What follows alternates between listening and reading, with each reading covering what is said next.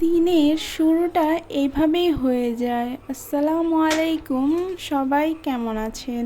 শুরু হয়ে গেল আজকের ডেইলি লাইফ ব্লগ। যারা আমার ভিডিও দেখতে পছন্দ করেন তাদেরকে অসংখ্য অসংখ্য ধন্যবাদ। সকালে উঠেই সুন্দর করে ঘরটাকে গুছিয়ে নিয়েছি।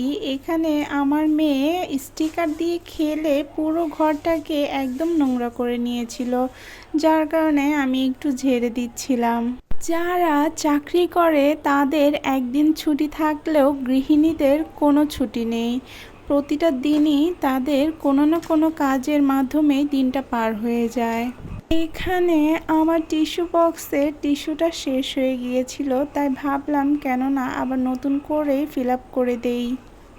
সুন্দর করে টিস্যুটাকে আমি গুছিয়ে রাখছিলাম। টিস্যুটা আমার খুব প্রয়োজন, কারণ আমার মেয়ে একটু পর পর তার হাত মুখ মোছার জন্য কিছু চায়, তাই আমি টিস্যুটা সামনেই রাখি। কিছুদিন যাবৎ এত পরিমাণের গরম পড়েছে যা বলার বাহিরে। একটু পর পর পানি পিপাসা পাচ্ছে। এত অতিরিক্ত গরমের মধ্যেও আমার কেন জানি অনেক ঘুম আসে, কেন যে বলতে পারি না। তারপরেও আমি ঘুমটাকে এড়িয়ে চলে এসেছি কাজে। এখানে আমি হাঁড়ি পাতিলগুলো ধুয়ে নিচ্ছিলাম, মানে হচ্ছে প্লেট বাসনগুলো ধুয়ে নিচ্ছিলাম।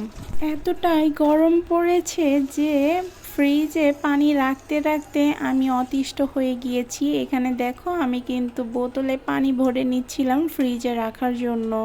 যাই হোক, যারা আমার ভিডিও দেখতে পছন্দ করো তারা কিন্তু ফলো সাবস্ক্রাইব করতে পারো।